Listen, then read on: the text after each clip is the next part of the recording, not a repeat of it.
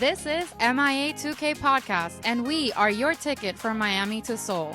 We are your pilots, Kathy and Laura, two fun-seeking girls with obsessive fandom tendencies, taking you on a ride through the Hallyu wave from our perspective as opinionated, grown Latina fans from Miami.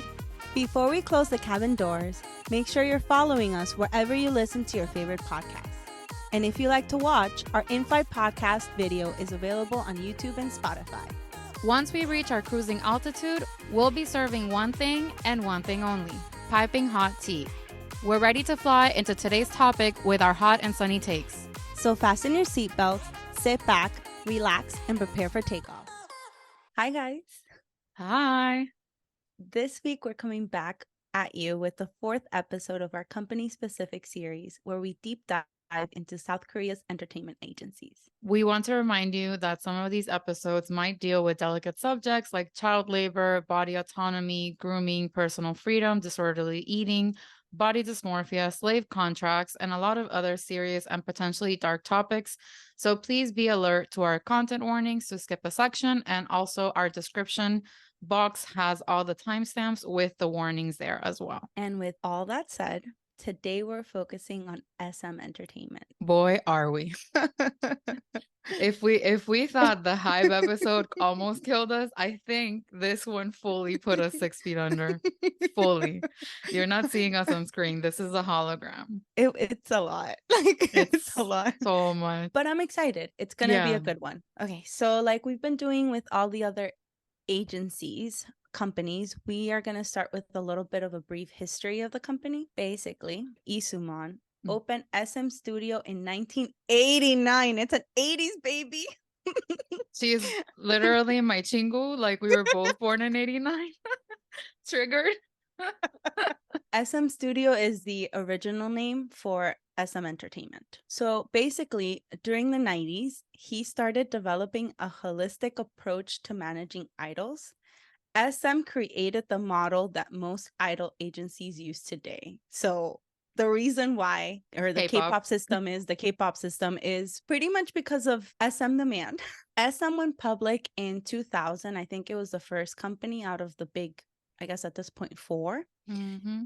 And in 1995, it changed its name and opened a capital fund. Basically, they wanted to increase their assets by investing in stocks, which was like a preparation for going public in 2000. The current CEO is Jang Chol-hyuk. I mispronounced that. I'm so sorry. But that's the CEO. The top shareholders are Kakao with 21%, Kakao Entertainment with 19%. So that's already 40% for Kakao. HYBE with 9%, and the National Pension Service with 4%. SM is credited to have led the musical side of the Korean wave. Apparently, the term Hallyu or Korean wave started to be used in earnest after H.O.T performed in China in February of 2000. If you want to, summarize SM's company model is everyone is replaceable, and there's always a group ready to replace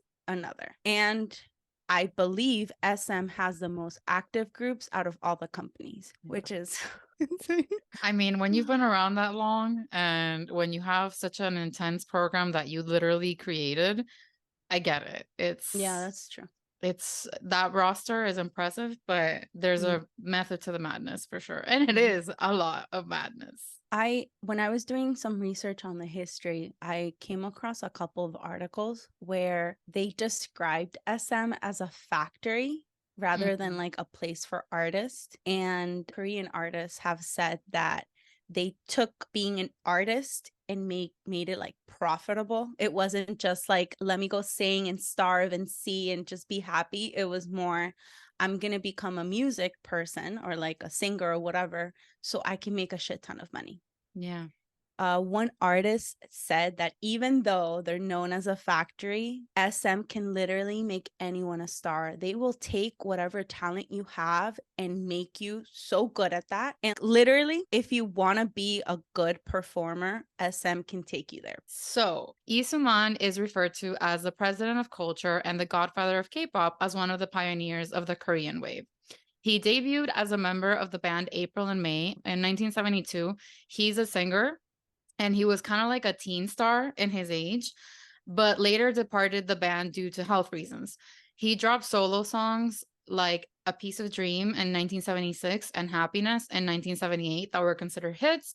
He was also a member of indie band Sand Pebbles and Masam Trio, which is a trio that he formed with singers Lee Moon-se and Yu Yo. And then his last attempt at singing was when he formed the band Lee Sooman and the 365 Days or 365 Days, which at that point was discouraged by the media censorship policies of the time. The president of South Korea was a dictator. And so all the media was kind of censored. And so he was like, you know what? I'm over this. I'm done with trying to make music.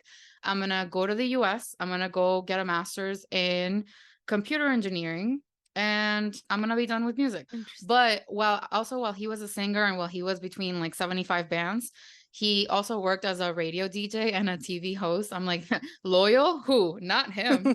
Now we know why he was like with the whole system of, oh, you can be replaced. Yeah, because he literally invented replacing.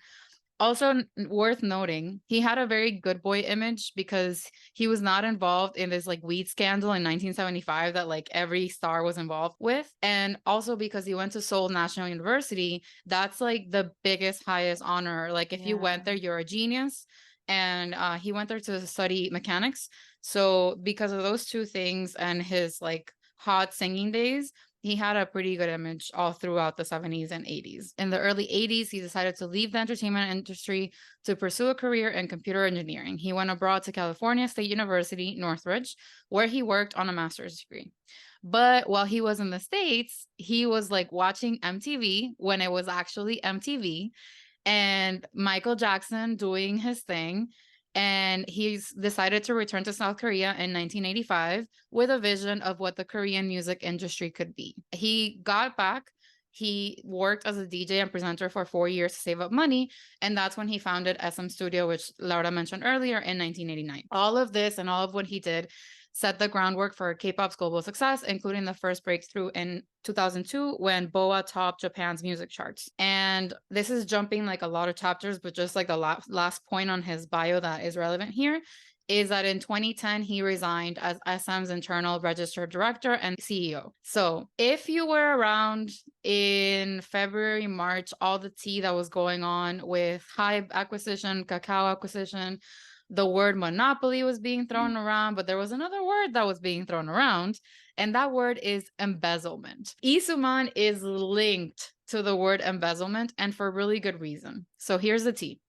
In 2002, the Supreme Prosecutor's Office of the Republic of Korea found evidence of Lee Sooman earning 10 billions worth of illegal market profits in August of 1999. There was also an investigation into circumstantial evidence of lobbying to producers in broadcasting stations and keeping tremendous amounts of cash in his personal office and vaults so he could bribe people. He tried to escape this whole prosecution by staying overseas, but homie was out playing golf, and 2 months later he was caught in a golf course in Los Angeles. While on the run, his passport was actually nullified and he was chased by the Interpol. Like, shut the fuck up, no way. Like this man. God, he's a baddie. Man. Hello, call back to the good boy because he didn't do weed in 1975. Oh, wow. No, good boy gone bad, I guess, because he was tried, he was found guilty. They gave him like 3 years at some point, 2 years at another point. He bailed his way out of all of it. And like he was arrested, but he didn't really do time for everything that he was accused of. And everything ended up in the probation because there's no justice for the rich. It is what it is. And actually this year, in February of 2023, while all of the accusations and things were happening with the potential acquisition from HYBE, Dispatch released an article with 123 points. And all of the things that we're mentioning today, guys, go to our blog and check it out because we're dropping links for everything. So receipts are there. So including like this Dispatch article, 123 points calculating what his tactics accomplished for him. And they said that basically he embezzled 570 million US dollars from SM Entertainment over the course of 23 years. And he's not done, y'all. Just wait. Just you wait. Like, I think we need to take a moment here to try to wrap our minds around that figure. because $570 million. And again, this is the illegal earnings. Like, this is he already made a shit ton of money. And then he said, my middle name is not enough. Oh And my he made $570 million from embezzlements on the side. So again, this man's name being associated with embezzlement is only right. There's a saying in Spanish that's called "Más sabe el diablo por viejo que por diablo," and like, Yes, I think there's probably an equivalent, but yes, you're so right. This man, his age and his acumen and all these things just oof. enabled him to do the actual absolute most. And just wait so you can find out exactly how he did it. So again, in February, March, this whole situation with Kakao HYBE is happening. I'm reading all these names of companies. And at the time, I didn't really grasp and understand the whole tea. But then while doing research for this, I was like, oh, I get it now. So the company Like Planning was founded in 1997. So 2 years after he changed the name of SM Studio to SM Entertainment, right? And it was founded as a consulting and production company to receive royalties from SM. So this man is basically just getting paid twice for doing his job, which is genius. Like, can't even, I mean, I can't fault him, but we we should, but I'm just saying, but like, he definitely saw the loopholes, and there was a lot of commentary around this with Reddit and other people just writing about it, saying that the thing with South Korea is because of its newness in functioning as a democratic society and everything, there just weren't regulations for companies. Okay. And he was just able to capitalize off of that. So it's not just about blaming him. He just took advantage of a system that was already flawed. My question when I was reading all of this is like, how did no one try to stop him from like paying himself twice through all this shit? The answer is they did, just like later in life. So in 2019, KB Asset Management requested Like Planning to merge with SM. And SM was like, bro, it's not even a corporation. We can't do that. And then like they call it a day, and they didn't. And then in 2022, Align Partners, who has a 1.1% share in SM and is there to fix governance issues to increase profits, succeeded in appointing an auditor. This auditor found out all the tea and figured out all the fucked up shit that Lee Sooman was doing behind the scenes.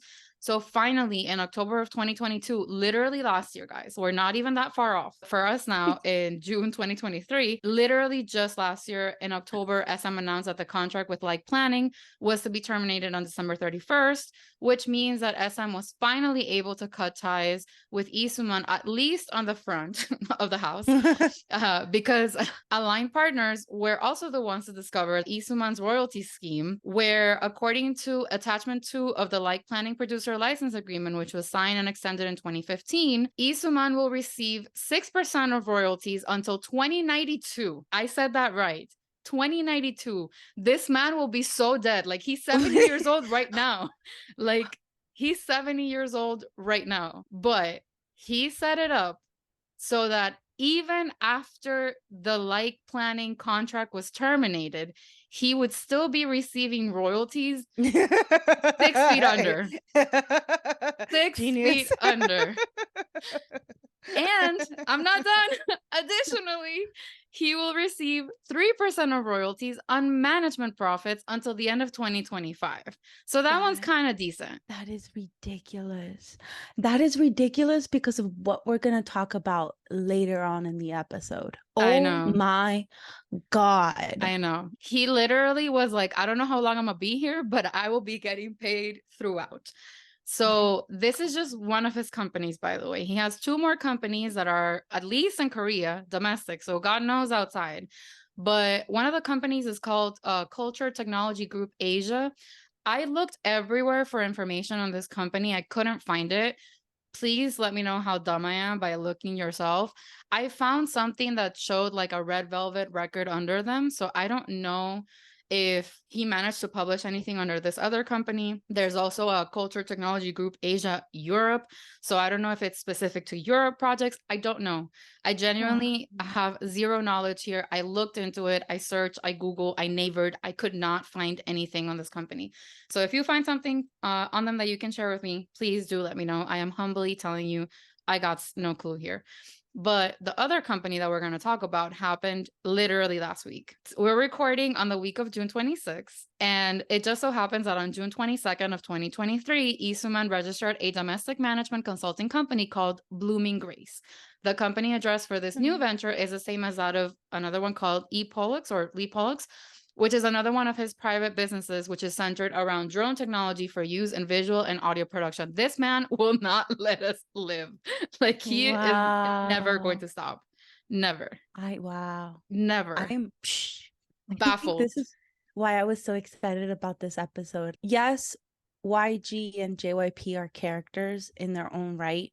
Hitman Bang is kind of like just in the an air enigma right now. He's an enigma, right? But SM Lee Sooman is just like he's a matryoshka, a Russian doll that like you just open it and another one comes out and another one comes out. Insane. It's insane. Wild. Wow. 2092? My guy. Unless that was like a huge typo on the website, but I really don't think it is because I remember seeing the number for the past couple of months. And again, everything that we are saying here is cited and sourced on our blog. So if you want to come check the receipts, by all means do. You can find our blog at the description box of literally everywhere that you are potentially listening. But if you want us to tell you the address, it is www.mia2kpoppodcast.com.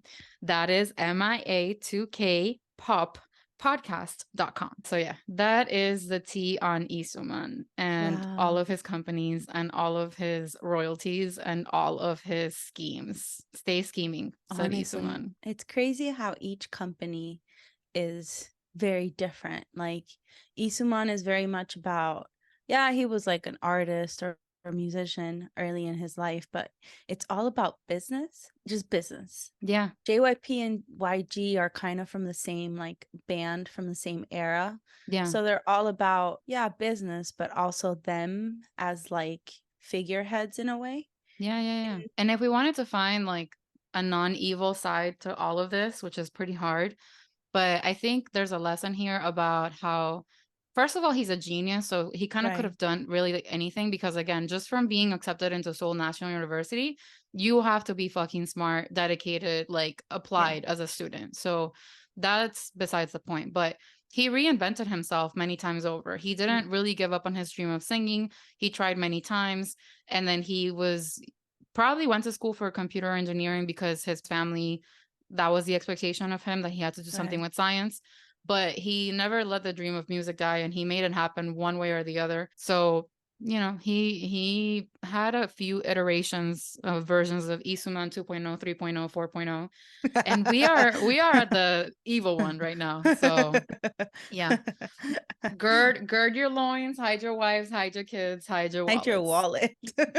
Yeah. So now that we've talked about the myth, the man, the legend, Lee Sooman, for the past few episodes on companies, we've covered their controversies before getting into the artist catalog, since the bulk of their scandals were focused on just a few isolated instances. But when it comes to SM, it feels almost like literally every artist they have signed has sued them at some point.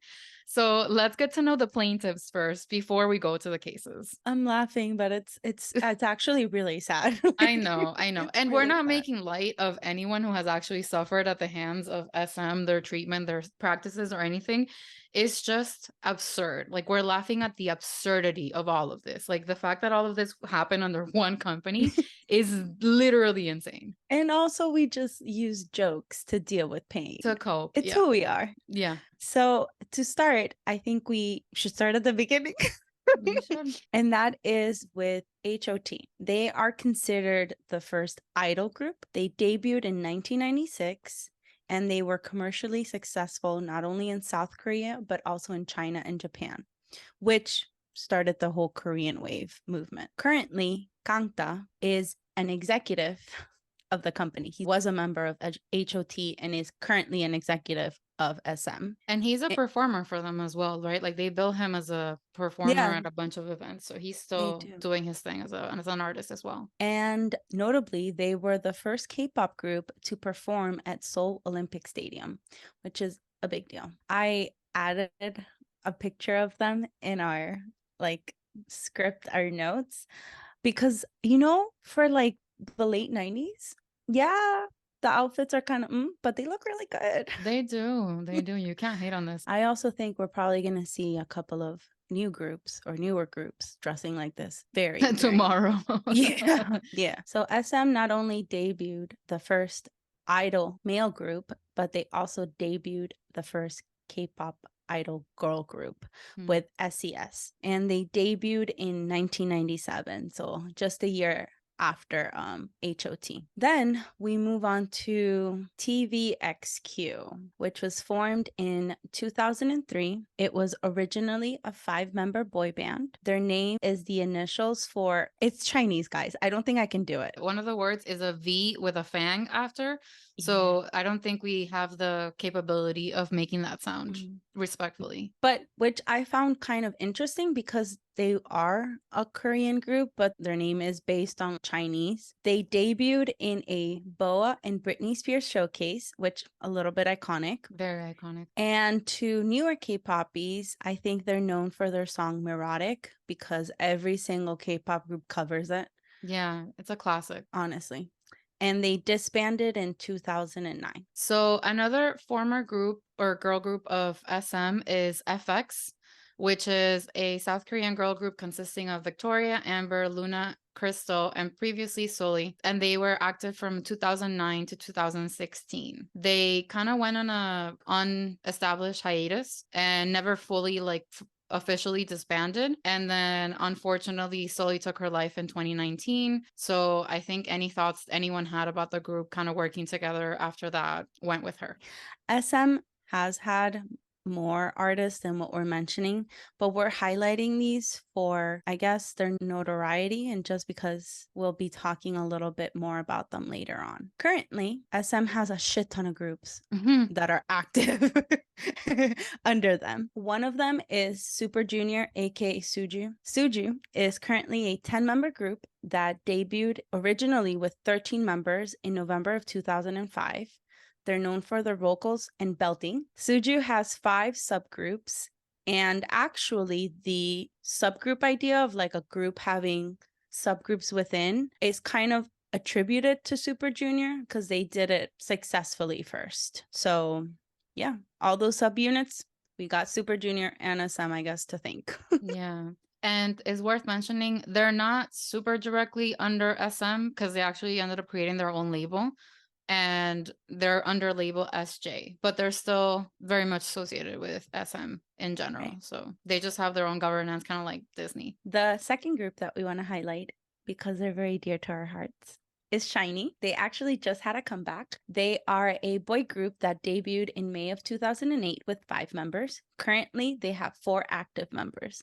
Their name is supposed to mean one who receives light. So it's like an invented word. They debuted with a song called Replay, which Kathy and I consider the best debut song ever, period. If you don't agree, literally go argue with your mom.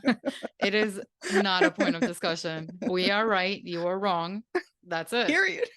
Period. They're known for their colorful fashion style. Just look at their recent comeback and you'll get it. Like the styles have changed with the years, but the colorfulness of it never goes away. Very much there. And they have an experimental sound with a wide range of genres, which if you just listen to a couple of their comebacks, you can tell. Yeah. They don't have one genre that they stay with. Then we move on to Girls' Generation. They are a girl group that debuted in 2007 with 9 members and the song Into the New World. Fun fact, member Sunny is the niece of Lee Sooman. Ooh, I didn't know nepotism, that. Nepo babies. What a concept. I did not Love know that. Okay, but I love Sunny though. She's like in my bias line. So like don't hate. She's just, it's not her fault she was born in that family. And their name in Korean, just as a tidbit for everybody, that is kind of new to K-pop. If you see people typing SNSD and you don't know what they're talking about, it's Girls' Generation in Korean, but like the Korean name is Romanized, so the acronym is SNSD. So you can see their name spelled like that quite frequently. And after losing one member in 2014, more on that T later because it's two, they remain active as 8. Their last comeback was actually in 2022, titled Forever One, which was their 7th studio album and 10th overall. All 8 members have wildly successful careers as models, actresses, TV personalities, singers, presenters, whatever they can be, they are. And at the time of like their peak of being everything, they were dubbed the nation's girl group. Like, wow, these girls were not playing, still are not playing. No, they're not. And yeah, they're gonna, sure they're gonna be around still doing stuff as solo and coming together every once in a while just to cash that check. Hey. Next, we have Red Velvet, which is another girl group that debuted in 2014 with 4 members with the single Happiness. Less than a year later, a 5th member joined, which is Yeti. They have 3 studio albums and 14 EPs. Wendy went on a 16-month hiatus after sustaining almost life-threatening injuries when falling off a stage. I think it was Christmas Day. It was really tragic. And she thankfully recovered and is doing just wonderfully now. They have a lot of really amazing songs that have kind of caught the world by storm.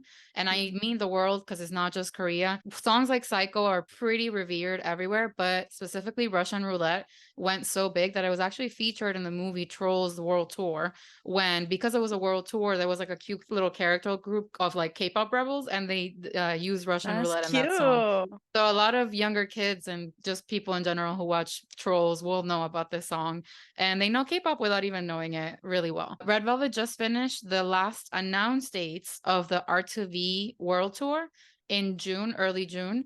Joy was actually not present for the majority of the tour as she had health issues that caused a 2-month hiatus from like April to June. And all members are currently participating in scheduled activities together. I saw this one video of, I don't remember which 2 Red Velvet members, where they interacted with like a super fan, and it was literally the cutest thing in the world. I have to find it and send it to you because it, like, I don't know anything about them, but just watching that one video, I was like, oh, cute. Yeah. And Laura mentioned like the subunit concept that Super Junior kind of introduced. The one subunit that Red Velvet has that is very successful as well is Irene and Solji. The one thing that I do know about Red Velvet is that they performed in North Korea. Yes.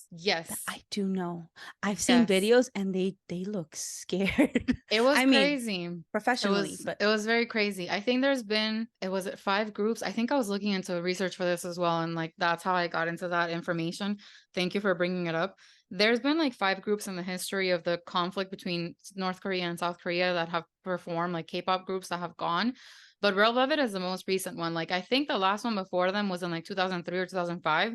No one had gone until they went in 2018. Whoa. And there's a lot of like viral moments around their visit because number one, like the audience is completely frozen in time and space. It's not like they were having a great time while the girls were on stage. But also there was a moment where I think it was Irene was just breathing, like she was trying to like talk and catch her breath, and she just like did like a and then everybody started clapping for her. So people have this joke about like people clap just when Irene breathes. Like it's really funny. Can't imagine the stress of performing in North Korea. It has to be a super tense situation. So yeah, thank you for bringing that up. I thought that was a super just wild piece of knowledge because it's something that is unique to them. They're the only ones that are still active today who can say this, that they've had performed in North Korea. So another group that is also very close to our hearts is EXO. They are a boy group that debuted in April of 2012. Initially, they debuted with 12 members, which were divided into 2 groups, EXO-K and EXO-M. EXO-K was the Korean-based group and EXO-M was the Chinese-based group. Currently, they have 8 active members. 1 member, Lay, is inactive. His last participation was in 2021, and prior to that, his last participation in anything EXO related was 2018. He recently, I think it was last year, left SM. So I think we're all kind of like wondering what the status is, if there's still a 9-member group or an 8-member group. According to SM, I think fans in general like to think that there's still a 9-member group because nothing was said. But it's just one of those that are like just up in the air. If you don't know EXO, they are considered one of the top groups of the 3rd gen. One of the reasons why Lee hasn't participated is not because he doesn't want to, but it's based on the tensions between China and South Korea. So that's why he hasn't been able to go back to South Korea to perform. With EXO, they actually got a pretty sweet deal. By they, I mean SM, because K-pop groups are not allowed to perform in China. But because EXO had Chinese members, they were able to actually make pretty good profits with sending their members over to act, perform, model, and do all the things in China. SM was actually, if not the first, one of the first companies to think of expanding outside of South Korea. So you'll see a pattern where they create groups where they can go outside of Korea and be successful, whether they recruit members or recruit artists that are Chinese or speak Chinese or are American, so they speak English, international trainees, to think of an international audience. Also, Baekhyun, the love of my life, is in EXO, just saying. This group, I guess, is also close to our hearts. I'm laughing because it's such an insane concept for a group. We're going to be talking about NCT. So NCT is a boy group that was introduced in 2016. Basically, it was created to fit the culture technology strategy developed by SM the Man, and it was supposed to have an unlimited number of members. The members would form subunits and collaborate with each other. So basically, they didn't need to go anywhere. They could just stay within the same group and have a million different combos that could sell whatever they wanted. The name NCT comes from the presentation where this new strategy was introduced, and it means new or neo culture technology. The group currently consists of 20 members, and they are divided into 5 subunits. The current 5 subunits of NCT are NCT 127. They debuted in July of 2016. It's just NCT, the neo culture technology, and 127, which is the longitude coordinate of Seoul. They have 9 active members. NCT Dream, also a super weird concept for a subunit.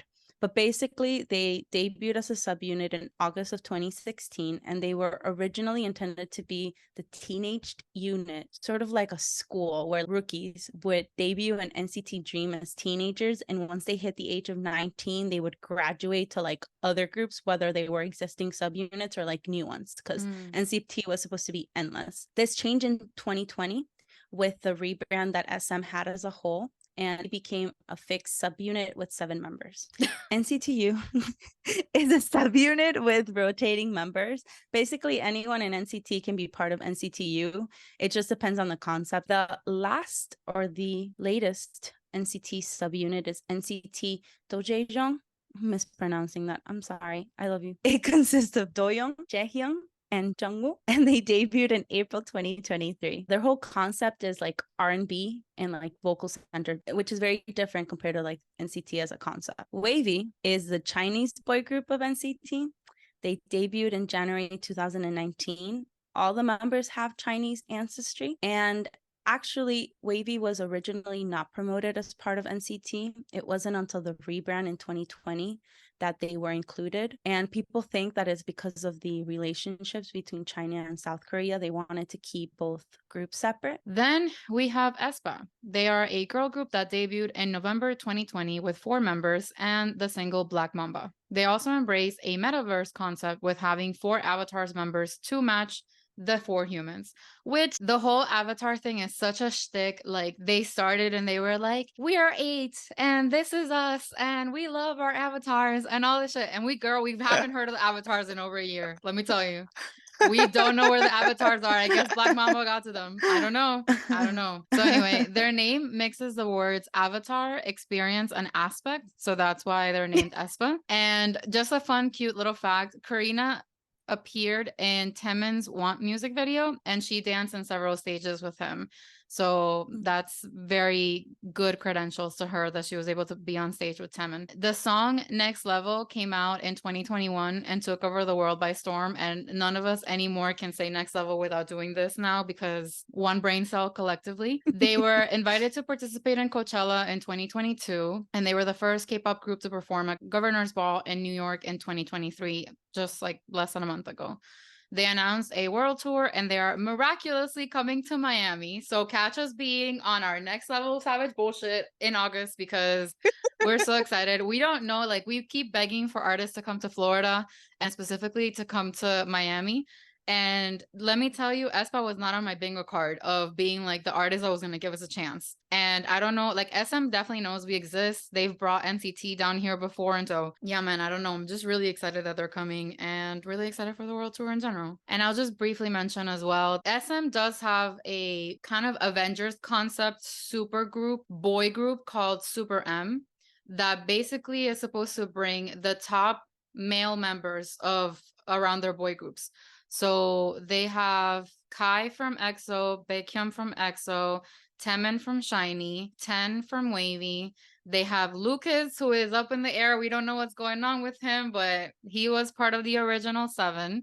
They have Mark because, of course, he has to debut in every single group or project that SM ever did, and Taeyong from NCT 127. And the leader of that group is Baekhyun. So once they created this super monster Avengers style group of guys, of course, it was only natural they would also create the girl version. With the difference that with SuperM, it's supposed to be a fixed group and they're not supposed to change any members, which kind of worked against them because of all the controversies with Lucas. But the one thing that worked in their favor is that because members were doing military service, they didn't have to be active. So they were able to just kind of like wait it out. So as of right now, end of June, we don't know whether or not Lucas is going to come back for the next SuperM activities.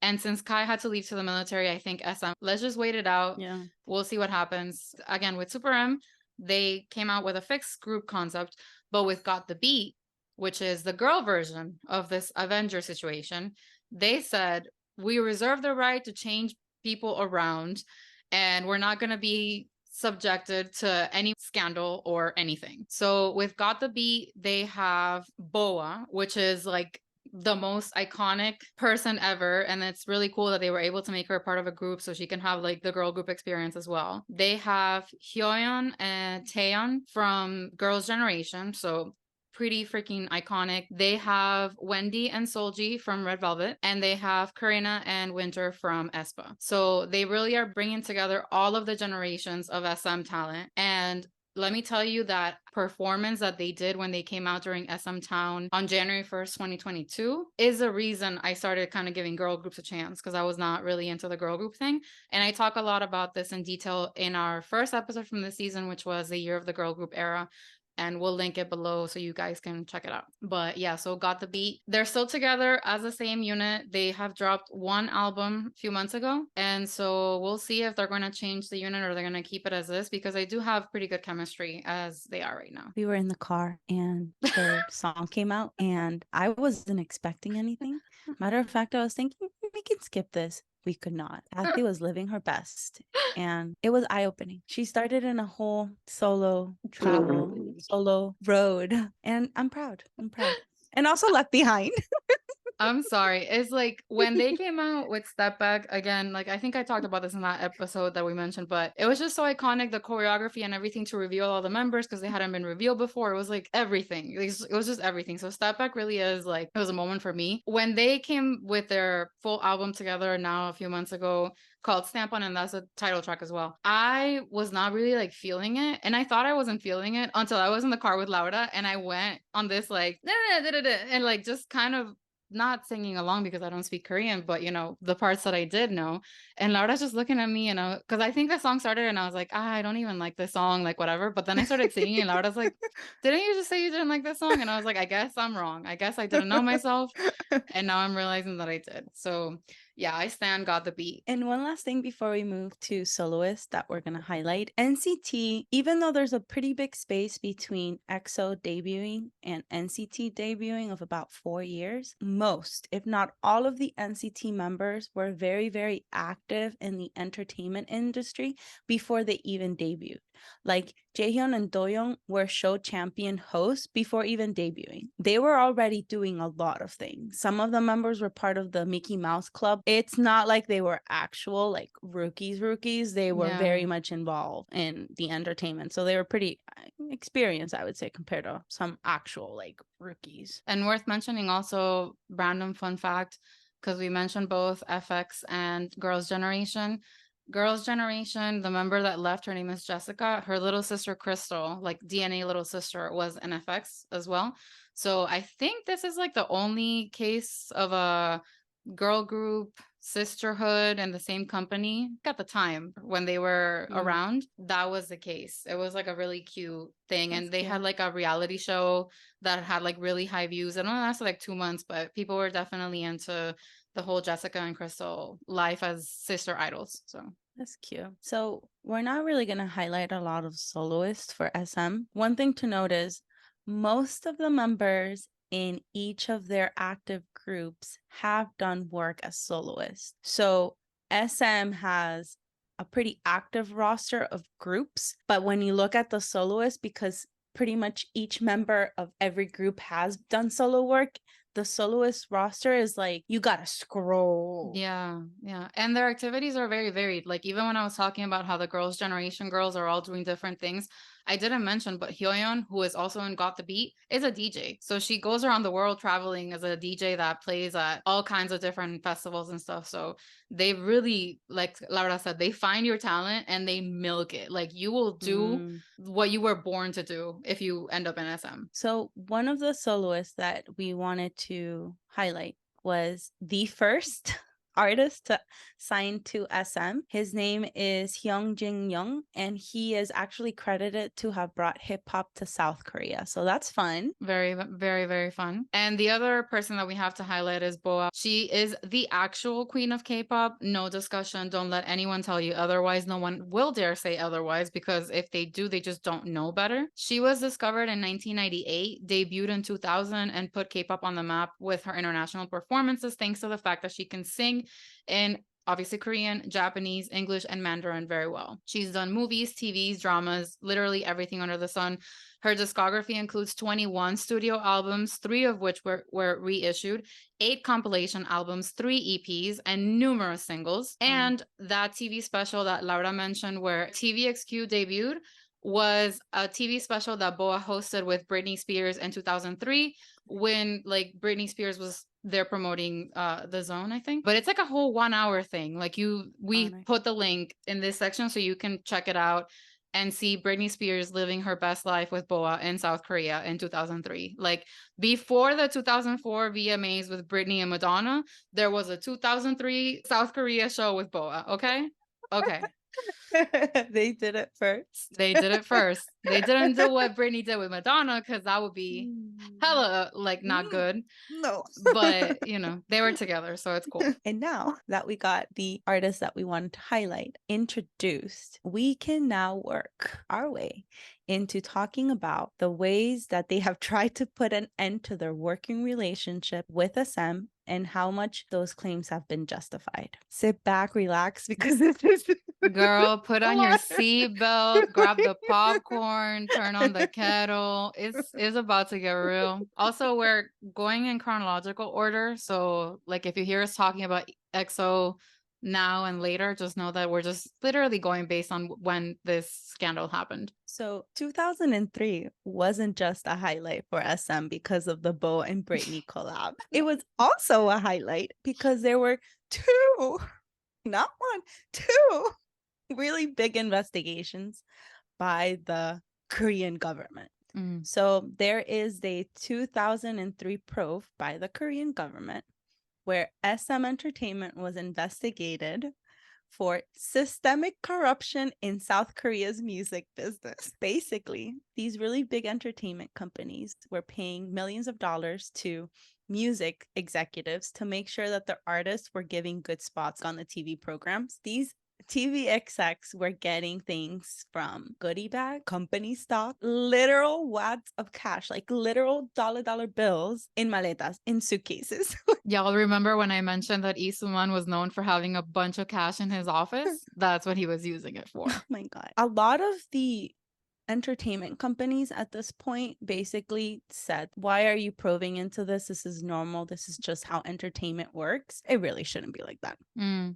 So SM Entertainment was alleged to have given stocks to TV execs before going public, saying they were bought by them just so they could have a pretty coasty, nice little smooth ride once they had an artist or they had something to show, which is insane. Like, wild. So not only was SM dealing with that, but they also had a probe by the Korean Fair Trade Commission, the KFTC, basically saying that SM was, this was in 2003, guys, just so keep that in mind. Basically, SM was ruled to be abusing its overwhelming negotiating power and leaving its entertainment with no choice but to accept whatever contract terms they set. So, for example, I read an article that talked about an artist, which wasn't named, that if they wanted to leave SM or like breach their contract, they had to pay damages, which equal to 5 times their contract amount, 5 times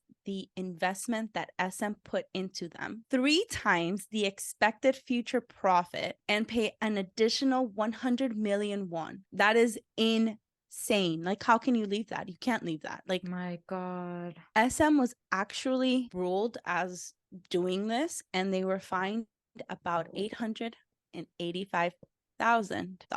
But what about the mental health of all the artists who signed those contracts and were stressed?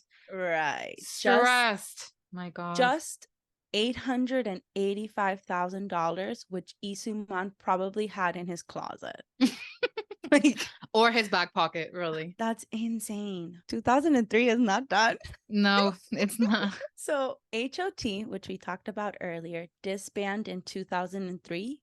And the reason was because 3 of the members could not come into an agreement with SM. Basically, somebody did the math, and it was each H.O.T member would get about $10,000 for every million copies of their album sold. What? Which, if you think about it, even at the time where CDs were a big thing, selling 1 million copies is really hard to do. Like, I believe in one of their most successful albums, they sold 1.5 million copies. So that means they only got about $15,000 for selling over 1 million copies. That's ridiculous. The members as a whole, like the 5 members, wanted to stay together.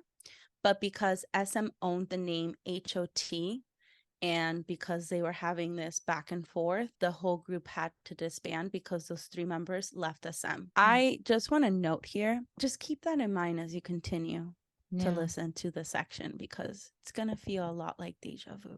Yeah. The part about the negotiation power situation, that's just going to keep coming back and back and back. And this is not even subtle foreshadowing. Just know that that's literally the bane of SM's existence, or really the artist. So yeah. So in 2009, finally 2003 in the past.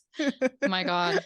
Finally. In 2009, TVXQ had a very similar deal as H.O.T. 3 of the 5 members, again, they're called JYJ because of their names, took legal action against SM. They basically requested the contract to be terminated based on illegal lifelong contracts. Their contracts were for 13 years. And they also said that their grueling schedule didn't allow them to pursue anything else. And they had little to no say in what they were scheduled to do. So basically, they would just show up and they would just cart them to whatever they needed to do without prior knowledge of what they were going to do that day. For those of you that like math, the members were giving between 0.4% to 1% of their album sales. That's insane. That's nothing. Right?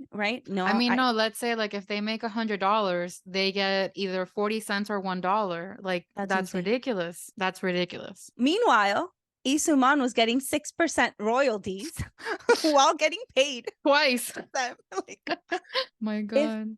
they terminated their contracts early, they would have had to pay SM 2 times what they were expected to make for the remainder of their contract. Please keep in mind that TVXQ at this moment was huge, and they were only on their 6th year of their 13-year-long contract. So I'm not quite sure how much they were selling, but I don't think anybody could have paid that, especially not earning $1 to every 100. So what was SM's response to these allegations, to the lawsuit? Basically, SM called the lawsuit a big fraud that was driven by the members' greed and not a need for like right the wrongs and human rights. They were just saying they just want to take all the money and they don't care about anything, and that's why they're doing this. Yeah, the courts had a different say. Basically, JYJ won the lawsuit against SM and they were allowed to leave. TVXQ didn't disband. They actually stayed as a 2-member group, which I've always thought was kind of interesting how they went from 5 to 2, but they're still very much active today. Our take is fuck SM. When TVXQ debuted, this was just at the very beginning of pretty much K-pop, the Korean wave. Like, they really didn't know any better. They were just children. I think the maknae debuted at like 14 years old. How is a 14-year-old gonna know? How is a parent of a 14-year-old that probably has never had to deal with it know? And you have a really big company telling them, don't worry, we are looking out for your kid. Like, you just can't know. You're No. bamboozled into signing this horrible contract. Even if your parents are super involved, like this is probably super complicated legal jargon in these documents that parents might not understand. You'd need to hire a lawyer. A lot of these kids that get into K-pop don't have the resources. Like, it's a lose-lose situation. There's no way that they can know. Before this whole thing exploded, they went to overseas. I don't remember if it was China or Japan, to do like business with a makeup company. They were like the face of the company, and SM was like, what the fuck are you doing? That's not through us. But like, they were just trying to make money.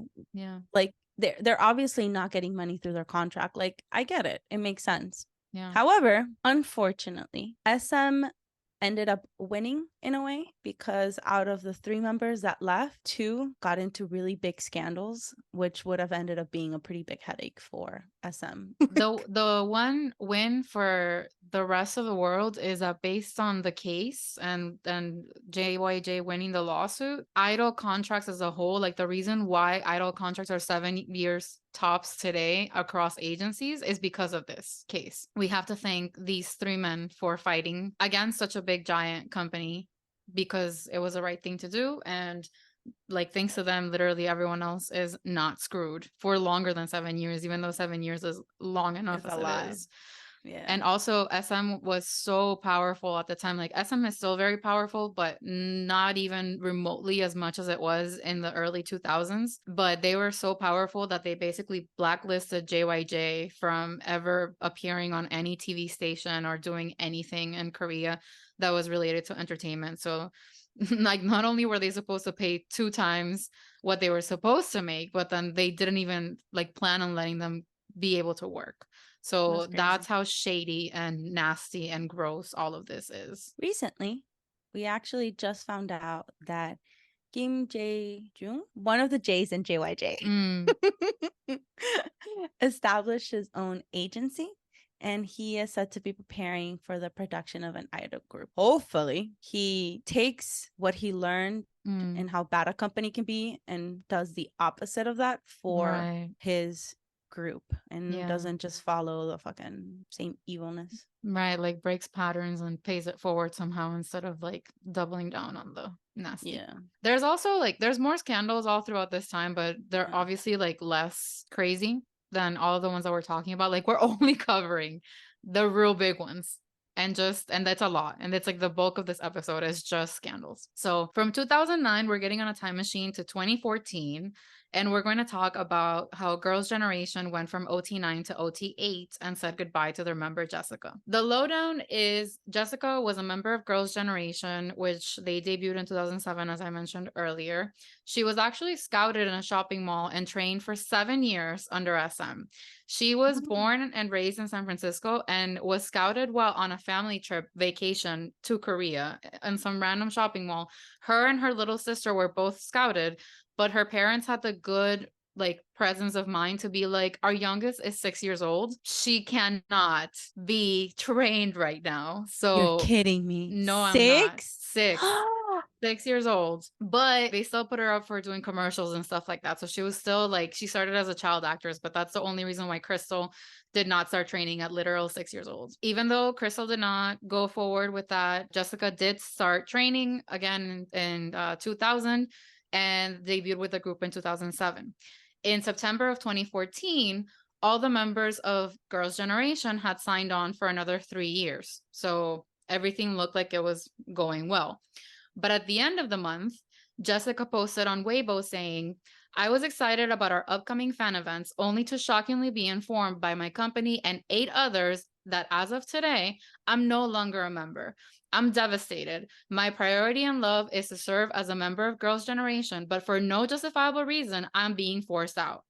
She posted that on Weibo, and people thought she was hacked because there was no way. In fact, I found the funniest fucking thing, which was on Reddit. There was a thread because people were in the moment. Just imagine in the fan culture, this user called Cheese Wrangler 9 years ago on the day that this thing happened. They go, Please, an SNSD member would have to be caught snorting lines of cocaine that spell Korea is gay, lol, off a Japanese imperial flag before they got kicked out. that should put into perspective how much Girls' Generation was the nation's girl group and how unbelievable it was to literal everyone, the idea that one of them would be kicked out. So again, that's why they thought she had been hacked. So SM is not making any statements. They're not saying anything. But that day, Girls' Generation had a fan meeting in China. And surprise, surprise, there's only 8 at the airport and people are starting to freak out. So Jessica commented under her post later, and she's like, I basically was betrayed by the people whom I trusted. And I hope you guys never have to suffer through the pain that I'm going through right now. So she's validating that it's her. So the reasons why it is being speculated that she was kicked out of the group, there were 2 at the time. Basically, one is that she was dating a guy named Tyler Kwon, but there were other members also dating people undercover, of course, because it's K-pop. So Tyler was probably not the reason, even though people were saying she wanted to get married to Tyler. So being in a girl group was not going to play with that, especially because of all the insanity that goes around romantic relationships and K-pop idols. But then the second reason was that she had launched a fashion line called Blanc and Eclair. And SM could not get their hands on this money. And that's really why I think shit went down the way that it did, because the members all were starting to do solo projects and things like that. So it's not like she was the first one to start doing her own thing solo, but this specifically was kind of unprecedented. So it seems like from January until August of that year, there were conversations about this, but there was no real indication to outsiders that anything was going on. But it's been rumored that the members basically were telling her, either you pick us or you pick your fashion line. You can't do both, because they were saying that she was missing things or she wasn't prioritizing the group, but she said she was. So basically SM forced her to leave and forced her to leave the group. So their response was, at first they were quiet and they were just giving the vaguest statements of all time, we're not acknowledging it.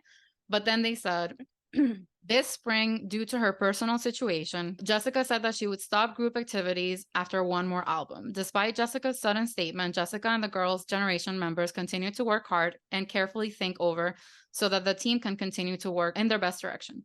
However, recently, with Jessica starting her fashion business, while there was a lack of specific mediation regarding the interest and prioritization of Girls' Generation's activities, A situation has been reached where the team cannot be maintained despite continued discussion. So yeah, it was a whole other bullshit. And there was also a rumor that SM had asked her to actually keep quiet. Like when they told her that morning, like, you're leaving the group, they were like, also don't say anything. We're just going to say today at the fan meet that you're sick. And let's wait until the Tokyo Dome concert. And then after that, we'll announce that you're leaving the group. But of course, because she was literally being forced to leave after fucking 14 years, 7 years as trainee and 7 years as after debuting, she was like distraught and outraged. So she fucking was like, no, fuck you guys. I'm gonna post on Weibo and I'm gonna do my thing. So that's how it all went down. The conclusion is it seems that Jessica was ousted, although her wish was to remain a member of Girls' Generation while pursuing her fashion line business. But she moved on. She kept going with her fashion line. And according to Wikipedia, Blank and Eclair merchandise is sold in around 60 stores in locations such as Seoul, New York, Beijing, Hong Kong, Bangkok, Taiwan, Shanghai, Tokyo, and Vancouver. And in December 2016, they opened their first US flagship store in Soho in New York. And in January 2021, a second flagship store was opened in Seoul, South Korea. So Girly is banking. She's also Good for her. on YouTube. She has kept singing, by the way. Like some of her singing projects, she has like 8 backup dancers. So there's still like the 9 is very present. Very crazy. And so, yeah, there was also a lawsuit against like her company. She's still with her boyfriend. Her boyfriend is the CEO of the company, but it's kind of been settled-ish. And then our take is that if you don't know, Jessica has written 2 fiction books. One is called Shine and the other one's called Bright. It's about a girl named Rachel who was born in America and went to Korea and was in a K-pop group with 8 other girls. And like the fiction is not fictioning as much as she wants it to play off like that. Obviously, she signed a million NDAs and she can't disclose anything. So she says that like there's parts that are true and parts that are fiction, and you have to decide for yourself. So she's never really clarified what's true and what's not. I haven't read the books. I just read a lot about it to kind of be able to talk about it today. But reviews about the first book say that it's kind of vague and you can't really tell what went down.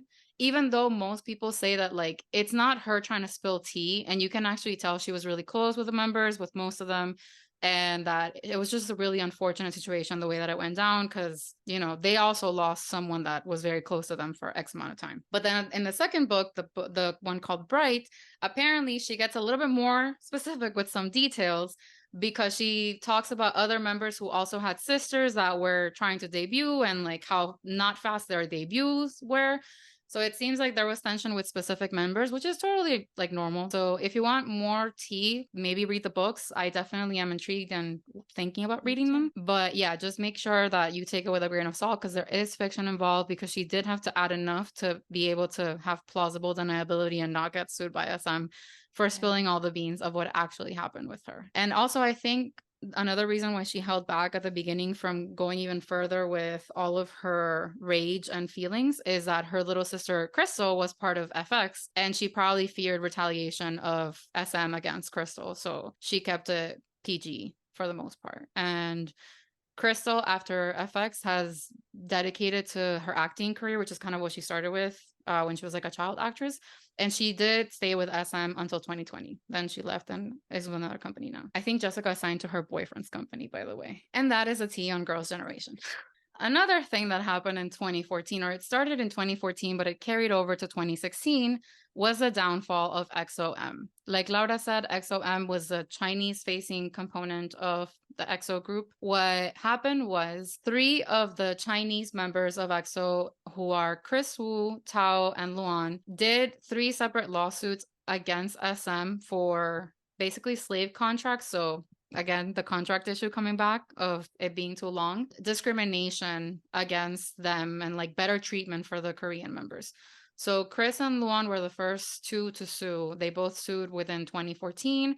Tao did his lawsuit in 2015, and his situation also included the fact that Tao's dad advocated for him because he did a lot of the stunts for the group, and he got injured a lot, and SM never gave him enough time to recover. So this guy was performing with injuries, and it was like a whole thing. So again, because of the situation with Korea and China, EXO-M could perform in China, and they all had companies that they were working with in China. And so there's also allegations that these companies in China were like, guys, you guys can make so much more money here if you just stay. Just like leave EXO, come here, be an actor, a model, a singer, a producer, like whatever you want to be, you can do it here. So there is probably a little bit of both. Like they Right. felt the mistreatment from SM. They didn't like the contracts. They didn't have enough time to recover and stuff. And they had a much more attractive prospect in China of what they could do.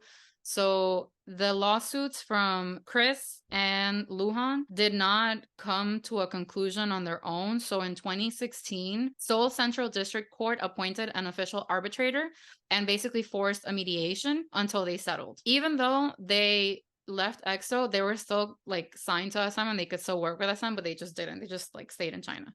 With Tao, the problem was that he had gotten some money in advance from SM that he didn't pay back. So the legal feud between SM and Tao went on for a while. Tao won a lawsuit in China in 2016, but lost his lawsuit to nullify his contract in Seoul in 2017 before winning his second case in Chinese courts in 2018. Basically, it was probably a combination of things. We'll never really know how they were treated behind the scenes. The members of EXO that remained basically were never able to speak about them again. And much like in the situation of TVXQ, what Laura said about SM probably being relieved in the end because Kris Wu ended up being a horrible person, having been convicted last year, I believe, for rape and sexual assault. So he literally could not be more trash. And so again, I'm sure SM was excited that he was no longer associated with them by the time all these accusations came to be. Literally calling him a person is too nice. Pile of poop. Yes. That is what he is. So yeah, that's how EXO became 9. Only annoying part is that SM continues to somehow win in the end, whether it's actually winning lawsuits or just winning because the members that left were shitty people. It's just kind of damn. Which in this case, thankfully, it's only one. The other two don't have anything of the sort. Yeah. They need to be accused of. Who is it that has like the cutest relationship? Luhan. Is it Luhan? Cutest thing in the world. If you guys are interested in love stories, his is really cute. Yeah, we mentioned the Luhan love story during our Idol Dating Bands episode, I believe, because he literally crashed Weibo with his announcement and lost 800,000 Delus in this like split second of him making his relationship public. So definitely go watch that episode too. So those are all the scandals from the 2014, 2016, 2017, 2018 years that had to do with EXO. And now we are time machining again to this year that we're in right now, if you're watching in 2023. So the thing about this year is that we're only still in June and there has literally been an SM scandal every single fucking month.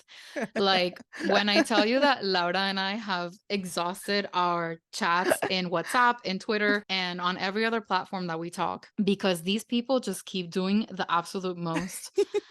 My God. Okay. So from February to April of 2023, we had the whole Kakao HYBE acquisition situation with SM. So I actually summed it up really, really quickly. You'll be so proud of me. So the lowdown. Lee Sooman was the biggest SM shareholder at 18% of the stake of the company. Kris Lee, which is Lee Sooman's nephew and was the CEO of SM until recently, tried to create new shares and sell them to Kakao without first offering them to existing shareholders, which is against SM bylaws. Because of this, Lee Sooman filed an injunction to prevent this from happening, and on the side, sold 14% of his shares to HYBE, pending the other 4%, because if you sell more than 15%, it has to be like approved by someone. So he just started with the 14 first. So SM's response was Kris Lee and the rest of the executive board took to SM's main YouTube channel to have their own version of the beauty community's Armageddon with videos like the reason why SM is against HYBE's hostile takeover, IP monetization strategy, strategic partnership with Kakao from the perspective of shareholders and fans, SM 3.0, global expansion and investment strategy, and the era of SM 3.0, fans ask and SM answers. So they had like a lot of YouTube like content around this time. All the executives were taking turns.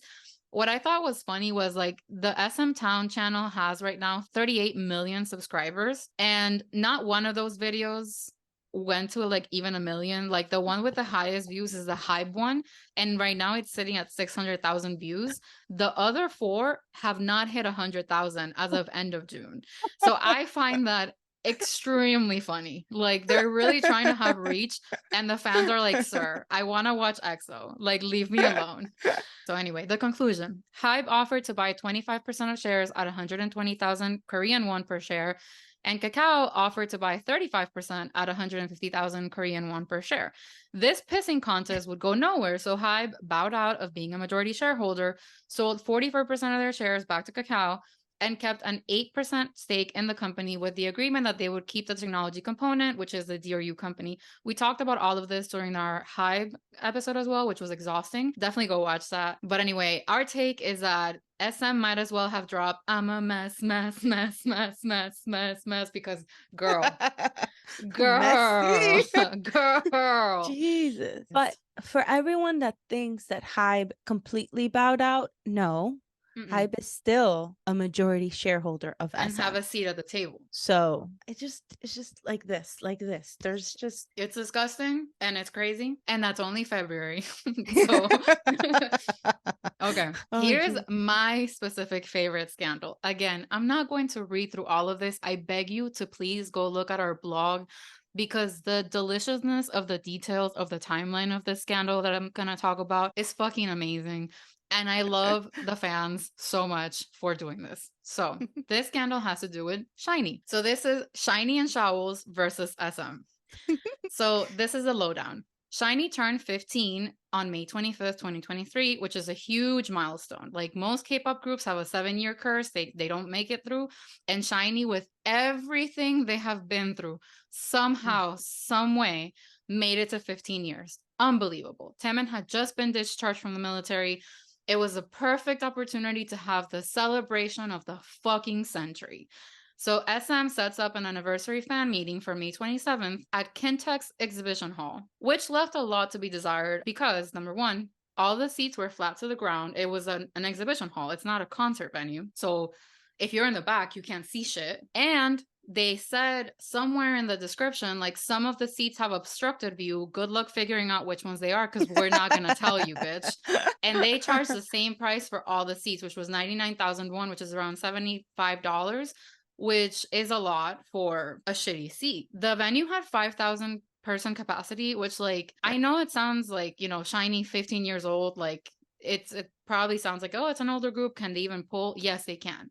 SHINee fucking makes the waves of the world like go in a different direction. Like, a lot of fans travel for SHINee. Japan will bend over backwards for SHINee. Like, SHINee has fan power. So 5,000 capacity for their 15th anniversary. What the fuck? And SM had initially released information about a live stream that was going to be included for international Shawols, which is, sorry, the name of the SHINee fans, which is, it stands for SHINee World. So SHINee World, Shawol. But then they removed the information about the live stream and they didn't say why or what. And like, people were just confused. So Shawols, which are typically known as the chillest fandom of all time, decided to host a Twitter space among them to come up with an action plan to let SM know that this wasn't going to fly with them. So the complaint started with them trending hashtags, which was really strategic. They were like, at 12 p.m. and at 6 p.m. for an hour and a half, we're going to trend these hashtags. The hashtags included things like SHINee fan meeting where seats have obscured view.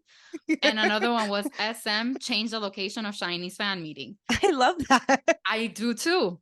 So I'm telling you, this is my favorite scandal. So then when SM first saw the complaints, they said Shawols should simply choose seats carefully.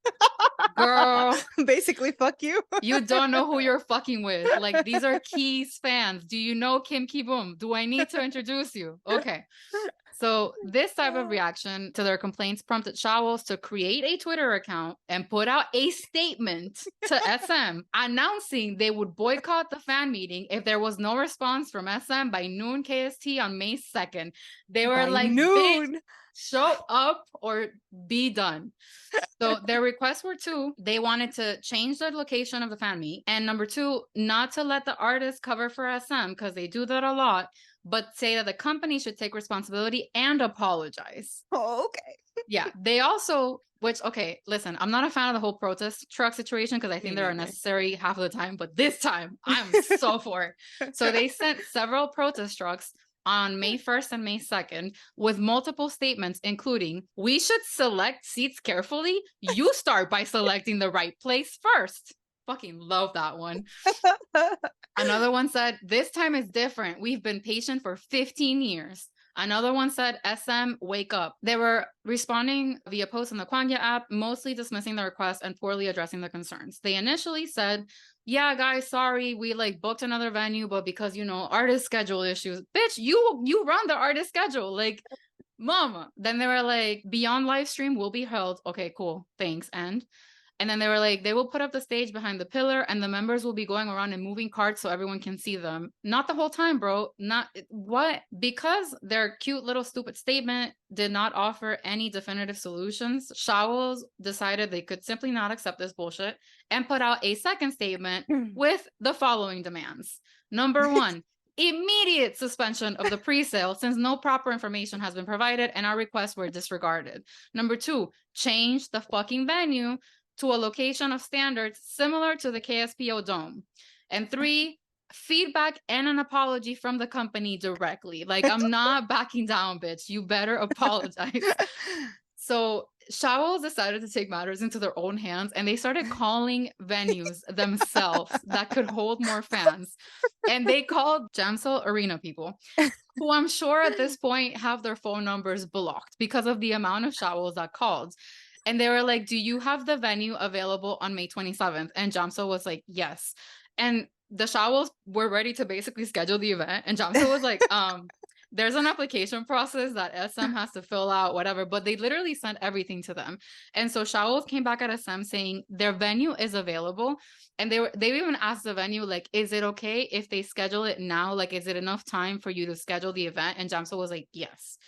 So yeah, it was crazy. And then, but this is the thing, it wasn't until, again, the protest trucks were effective, Naver caught wind of the situation and the press got involved and started talking about it. This was the time when SM said, we have to start respecting the fucking fans because the news have exposed our asses. So then, and only then, SM's response was, again, cornered with the threats of the boycott, because Shawols were not just going to boycott one thing. They were like, we won't go in person, we won't buy the live stream, and we won't buy the fucking merch. So you're not going to make any fucking money off of us. SM had no choice but to oblige to the requests made by the Shawols. Pre-sales were postponed. SM confirmed they were looking into a new venue, and yes, they fucking apologized. Like, it was so iconic. The conclusion, the fan meeting was held for not one, but for 2 days. Instead, at Jamsel Arena, which, by the way, the capacity for that one is 11,000 people. So double the capacity of the Kintech Center. And they held it for 2 days. So that's 4 times the capacity of what they were planning to do. And the second day was live stream. And so it was just the most perfect scandal ever. And our take is that Shawols took no shit. And Key and Jonghyun are so fucking proud. Wow. Like, when I saw this play out on Twitter, because I was seeing it in real time, like the hashtags trending and everything. I was like, oh my God, my heroes. Like, that's amazing. Fandoms need to take note, is all I'm gonna really say. do. The fandom can really have an impact, and this is the proof. This is a great example of what using the fandom for good can do. And then from April and May, we go to May again, because SM is not tired of fucking up. And this one is particularly hurtful to both Laura and myself, because it's about Kai. And Kai is my bias in EXO. So just love him. Just know that I'm not okay. So this story is called SM lying about the Korean military changing laws to justify Kai's untimely enlistment. And girl, for you to lie about what the government does and the government coming out to say, no, we didn't. Like, the level of fuckery. That's what makes it so fucking ridiculous. It's so that even the government bad. Got involved. Even the government said, bitch, you lying. So the lowdown is, on May 3rd, SM Entertainment released a statement announcing Kai's military enlistment, which read, Kai was preparing for EXO's comeback for this year, but because of a recent change of regulations by the Military Manpower Administration, he's set to enter the Army Recruit Training Center on May 11th. Since SM claimed that it was due to a change in military regulations, a spokesperson for Seoul's Regional Military Manpower Association gave a statement saying, there have been no changes in the regulations. The postponement of enlistment for both ordinary citizens and celebrities is allowed up to 5 times within a 2-year range. Kai also found out about his enlistment on the same day that we did. And the man was distraught, understandably, because they were working on the freaking comeback with EXO, they had already recorded songs. This is the first time that the group had been together in years since they started enlisting. Years. Like they were always missing someone, and now it would be him. And he knew, of course, that because of all the injuries that he has, he would not be able to serve as an active duty soldier. He was going to end up doing public service, which means he has to serve for 21, 22 months, which is longer than the active soldier people. So all the more devastation to know that he would be gone for 2 years almost, while his group was about to go on an amazing comeback journey together for the first time in forever. So immediately when we saw the news, we knew something was up, because why was Kai the only idol that was being affected by this sudden change in military rules when we know of like literally the entire 94 line who is not affected by this? And some 93. Kihon, I'm looking at you. Yeah, exactly. And Sehun is only like 3 months younger than Kai. So what are you saying, SM? So SM's response was so fucking cavalier. It pissed me off even more, because they said, they walked back their statement and they were like, oh, there are changes in regulations, but we understand that this is not the case and it was no longer possible to postpone it. It's just like, sorry, not sorry, we lied. Like, what the fuck is that? I don't know how you can like manage someone's life and then do it wrong and then not fucking own up to it. Like, if they at least owned up to it, it would be better. But the conclusion is that because SM is obviously at fault here with their mismanagement of Kai's extension request, they set up a free fan meeting for May 9th at the speed of light. Like, from May 3rd to May 9th is not a long time to set up anything at all, let alone a fan meeting with artists, dancers, games. Like, there were freaking free gifts from Yves Saint Laurent because Kai is an ambassador. All the stops. This was perfect. It's funny to me that they were able to do this fan meeting in days, but then they were saying they couldn't schedule SHINees because of like scheduling conflicts. Make it make sense, SM. Make it make sense. Thank you. Precisely. Yeah. I'm glad that they did, just because of Kai, just because of his mental sanity. Like, you know, he deserved to be able to get on stage one more time before enlisting, because he worked so hard for the freaking company, I swear to God. And so it was also live stream. We're going to add a little clip of it because the actual live stream is not available, like the official one, because they just live streamed it and then made it private. But there's a clip that someone filmed from like the Q&A section that Kai did. So we included it. So go check out our blog, as mentioned. And then our take is, you guessed it, fuck SM, fuck SM, fuck SM. Because again, no other idol was affected by this. And also another little plug, when this was happening in literal actual real time, we were posting on Twitter like crazy. So there's 2 Twitter threads that can direct you to more sources and more declarations that were made. So check out our Twitter at MIA2K podcast. That's MIA, the number 2K podcast. And follow us for more tea, because we're a little bit more unhinged and free there. We don't hold back as much on Twitter. And our blog will point you to the specific threads where we sounded off in real time. Which takes us to June 2023. And he was not the only EXO member to be embroiled in a scandal. So basically the lowdown is that EXO CBX, which is Chen, Baekhyun, and Xiumin, said they were going to take legal action against SM based on illegal lifelong contracts, basically the same thing that we've been saying the whole freaking episode, and a lack of transparency / breaking the law by withholding financial documents from their artist. So EXO CBX said that they not only signed 12 to 13-year contracts initially, but that they were also forced to extend the contracts, making them 17 to 18 years long. SM's response to this started like a petty little back and forth, and we saw it play live on Twitter. It was, I'm not going to say amazing because obviously it's a serious thing, but it was crazy. It was like earth shattering. Like, I think Laura was not around the second that the announcement came out.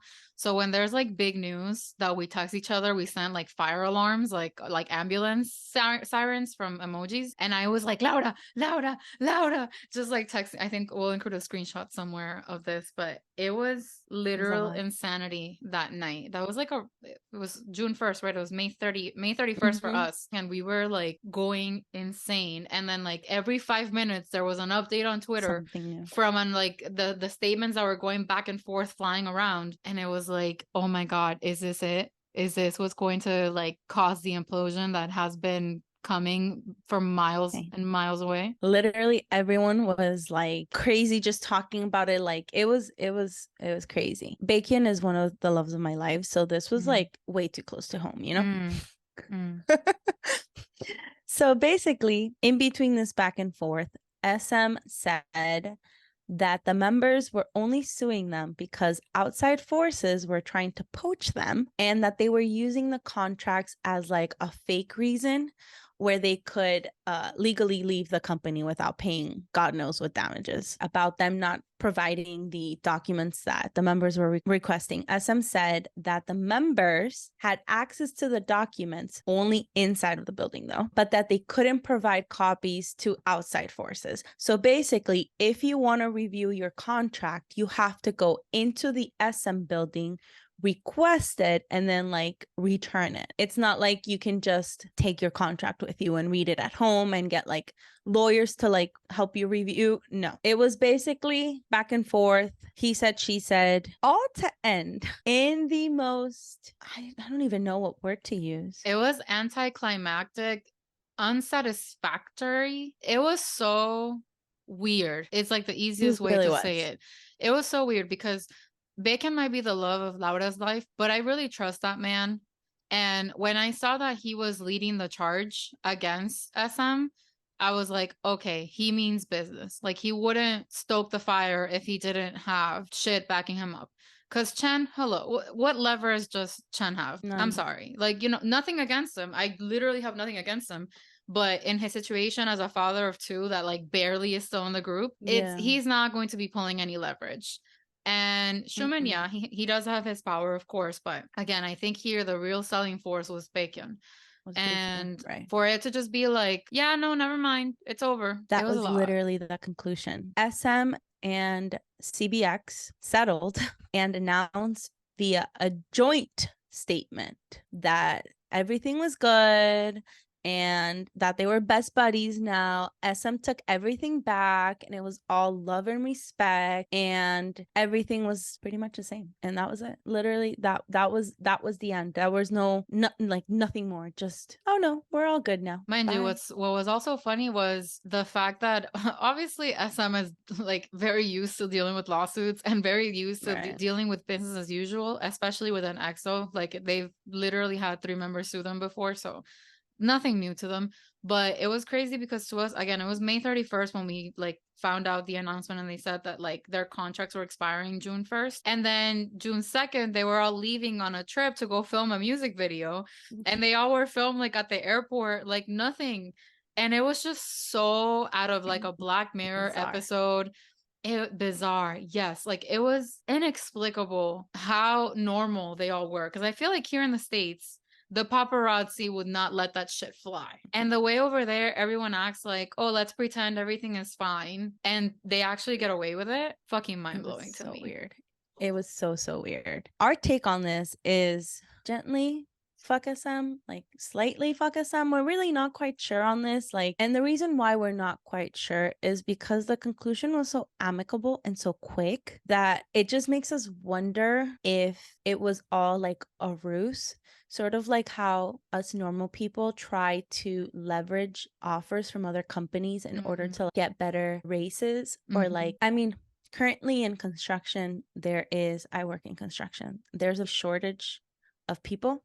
So companies are trying to poach everybody. And so a lot of people will go through the whole process, accept it, and then be like, hey guys, it's either you pay me this or I'm leaving. So it kind of felt like that to me. And I mean, it worked, so like good for them. Like I don't have anything against artists trying to get more for what they're worth. Like it's fine. It was just weird. Very weird. We also found an article, a post by an SM employee that My queen. she did a whole expose on CBX and how their allegations were not true.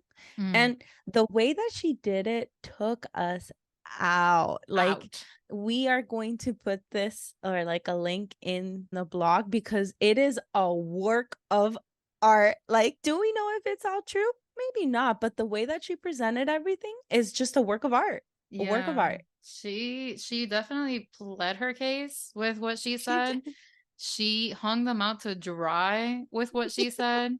And it wasn't just CBX, it was EXO as a whole. She basically called them has-beens. Like, I mean, I get why she said what she said, but she was like, we literally tiptoe around these motherfuckers and they don't even deserve it. And Laura sent me this and I was like in awe of just like the wordsmithing and the savagery and the way that she like said it in like the most vicious way possible. And I stand. I so stand. Like, I love the guys. I love them. I love them. No, Don't yeah. get me wrong. But I see where she was coming from. You have to give props to people that put their point of view in a very clear, petty, and savage way. Like, Yes. you can't help it. Like, she used their motto to like bring them down. Yeah. That was genius. Genius. Again, love Baekhyun. Love him. Love EXO. But she did a good job. I mean, at the end of the day, it comes down to the simplest thing. Like, there's your version, my version, and the truth. So as much as we, want to believe and give credit and love and whatever, we know that the actual thing that happened is some different, twisted, slight version of what we get. And just today, everyone got notified that EXO had postponed their Killing Voice recording, and it was alleged, the chisme, the gossip, said that it was because one member refused to record because of like contract issues. So SM already came up with a statement and they basically said that it's not true, that the members want to prepare a little bit more for a live performance, and so they're working with Dingo to reschedule this. Dingo came back and said what they said. So that is the narrative that they're going for. They just need more time to perfect their vocals. Please don't forget we're talking about EXO and their consummate professionals, the vocal line of all vocal lines. And also don't forget we're talking about SM, who decided to lie about the government, and the government themselves came out and said, nope. So of course they're going to lie whenever they know that they can get away with it. And I don't know. I smell fishy stuff going on. Because if what happened with CBX is that they got more money and now the rest of the members are not very happy with the more money that the CBX people got, how's that gonna go down for a dynamic? How's that for a Thanksgiving dinner? Not a fun time. It would totally make sense that someone else is pissed. And honestly, like, fight for yourself, man. That's why, real life tip, it's good if you share amongst your coworkers how much you earn, because that way you don't allow the company, the big corporation, to screw you over. Anyway, moving on, because we're still in June. The more you know. Not only did they have beef or scandals with SHINee, EXO, and the company as a whole, but also NCT. So the issue with NCT is kind of twofold. It's two separate things that kind of end in one thing. So basically, Lucas, which is or was a member of NCT, was embroiled in a dating scandal back in like 2021, where he was accused of cheating and gaslighting his girlfriends. This led to him taking a 21-month hiatus. The other part of it is two of the NCT members, Shotaro and Sungchan, which both debuted in October of 2020. Actually, that's all they did. They just debuted in 2020, dropped like a song, and like that was literally it. That's the scandal, or part of the scandal. They were never used. Nothing else. Even though they delivered, their first performance was amazing. Everything. They were not used for any of the subunits for no fucking reason. Like, at all. Absolutely none. So back in May of this year, Lucas announced his departure from NCT and WayV through like a handwritten letter. A couple of days later, SM announces that Shotaro and Sungchan will also not be part of NCT anymore, and that debuted later in a completely different group. I don't know if the Lucas decision was actually his decision or if it was more because earlier this year, part of the whole HYBE thing that Kathy mentioned earlier, they had like an SM 3.0 where they like talked about the future of all of their groups. But basically within the span of like 2 weeks, NCT went from 23 members to 20 members. SM basically said that it was Lucas' choice, that he decided to leave, and that regarding Shotaro and Sungchan, that after speaking with them and in order to prepare for SM 3.0, that they would be best suited outside of NCT. They also announced that NCT would not continue to expand, but that they would have one more subunit to debut this year. So they're not expanding anymore, but they're going to have one more before they don't expand anymore. Does that make sense? Doesn't. It does. And unfortunately, today we got the news. Well, I mean, not unfortunately, because I don't mean to be predisposed to the new guys because they haven't done anything wrong, but they did announce that we will be meeting Yushi and Xion.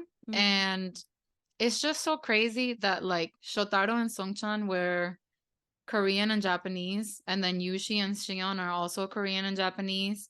And it's like a switcheroo situation that I don't understand. And it just feels disheartening because we know from K-pop, once you leave a group, you're never allowed to speak about the group. The group is never allowed to speak about you.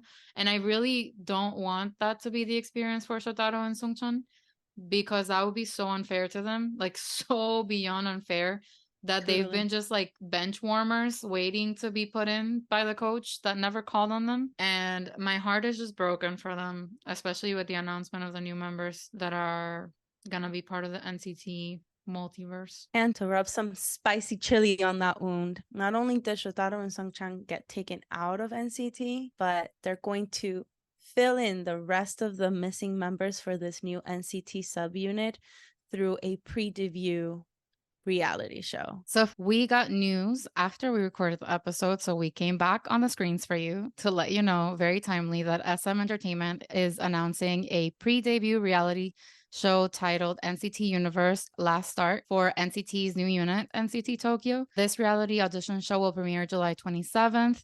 Boa and Super Junior's Eunhyuk will appear as judges with guest appearances from SM Artist Weekly. And they have also teased that in 2023 they will be launching 2 boy bands and a new girl group.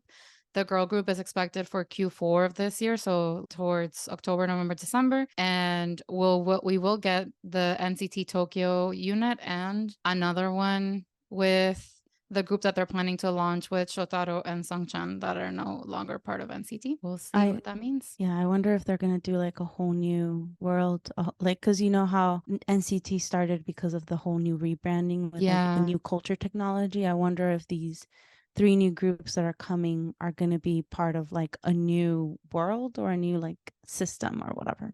I mean, I feel like probably. And there's 2 other guys from the SM Rookies group that have been already kind of announced for that Shotaro and Sungchan group. So we'll see. But I'm looking forward, I guess, to this new reality show and see why they had to take our guys out to bring in new ones. That's all. That's the latest and greatest from SM. Like the scandal is confusing because NCT as a group is confusing too. Like the dynamics are very different than what you like we're used to with like a more normal K-pop group where it's just the 5, 7, 13 members and that's it. So it's like a mixture of everything. Everyone was so happy when they said that NCT wasn't gonna expand anymore, and then we were all really high, and then all of a sudden they said, but wait, actually we have one more group that we're gonna debut, and it's like, but you just said it's super annoying. And like you said, to add insult to injury, we saw like some show of emotion from the NCT members with the guys. Like Taeyong definitely looked like he was in his feelings. Yuta left a message on Shotaro's page, and the messages of Shotaro and Sungchan themselves were so heartbreaking. Yeah. Like, they just deserve to be green, neon, freaking NCT till they die if they wanted to. Like, Yeah, ugh. honestly. In conclusion, fuck USM. I'm super annoyed about Shotaro and Sungchan. Like you said, they deserve to bleed, breathe green. Lucas, he's probably gonna be okay as a soloist. Yeah, he'll be But fine. just the Shotaro and Sungchan, it's not okay. Especially for fans that like fell in love with them. Because as I know, the members don't have to be super active for you to fall in love with them. So Yep.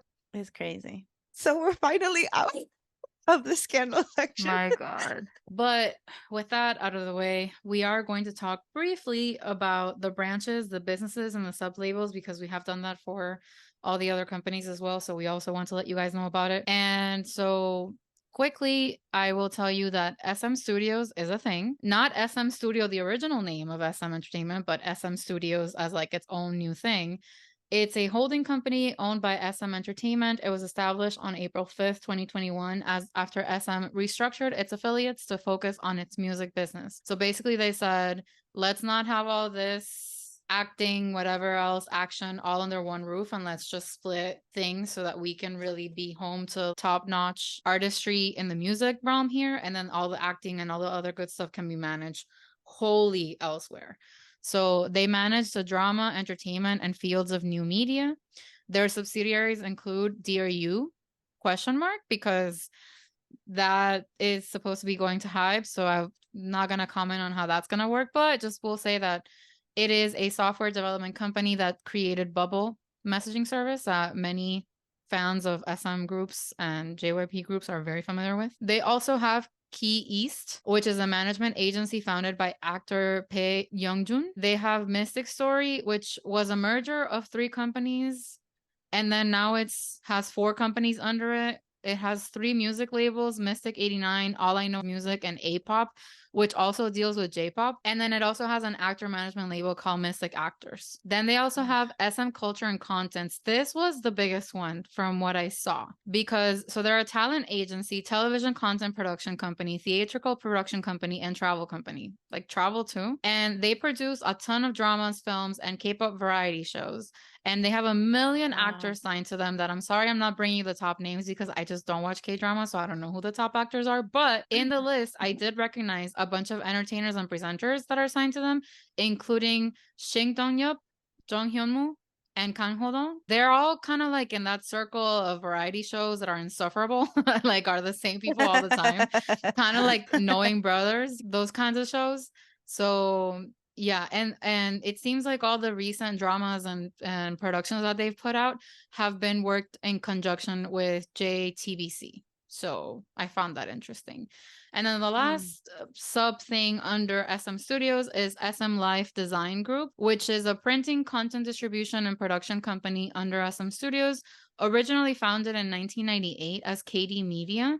And it had been acquired by FNC, which is the parent company of SF9 and P1 Harmony. Then in 2018, SM acquired Key East and FNC Ad Culture, and then they renamed it to the Life Design Group. It produced a few dramas and things, but it doesn't have any credits after 2019.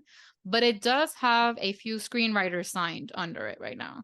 Okay. So a little bit confusing, but I guess more of the same in terms of like, yeah, drama and actors and all that stuff. So, and then SM Studios so far, the only produced work listed to their credit is Welcome to the NCT Universe, which was a show that was done in 2022. That's it. SM has a lot of branches internationally. Like we mentioned before, Lee Sooman had this idea of expanding outside of South Korea. So they have SM Japan, which is the Japanese branch of SM. It manages SM artists in Japan exclusively, and they do stuff like music licensing, merchandising, and fan meeting facilitation.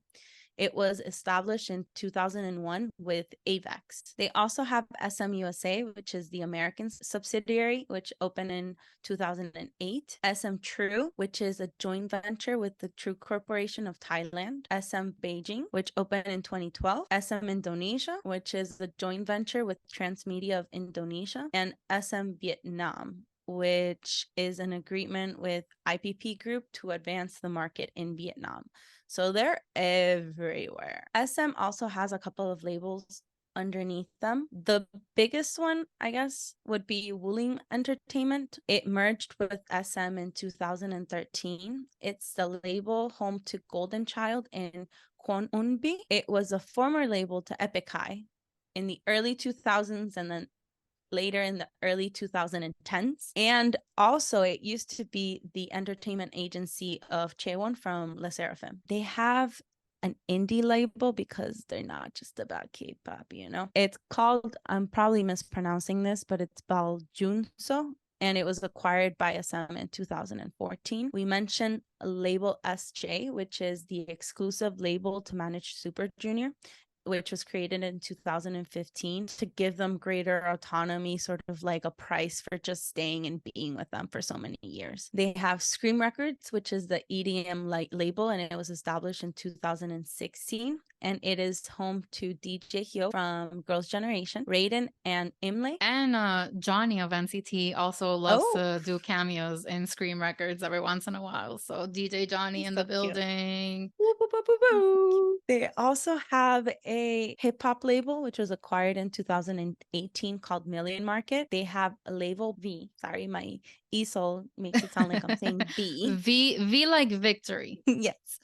Which is the exclusive label to manage WayV activities in China. Kathy mentioned All I Know Music, which was acquired in 2019, and it's mostly hip hop and R&B artists.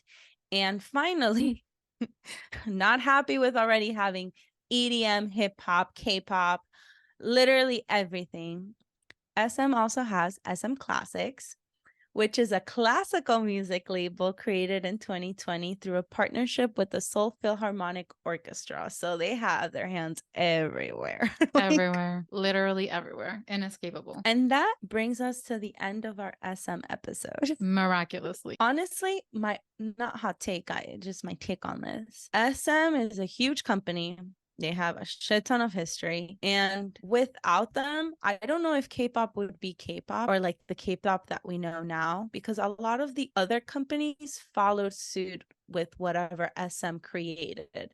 I mean, obviously they tweak it here and there, but the very beginning, it was based on SM. So without SM, would there even be the K-pop that we know now? Probably not. It's insane. HYBE is doing everything that SM did, only quicker and I guess better. Better in some ways. Yeah. They're building a system that works specially for them.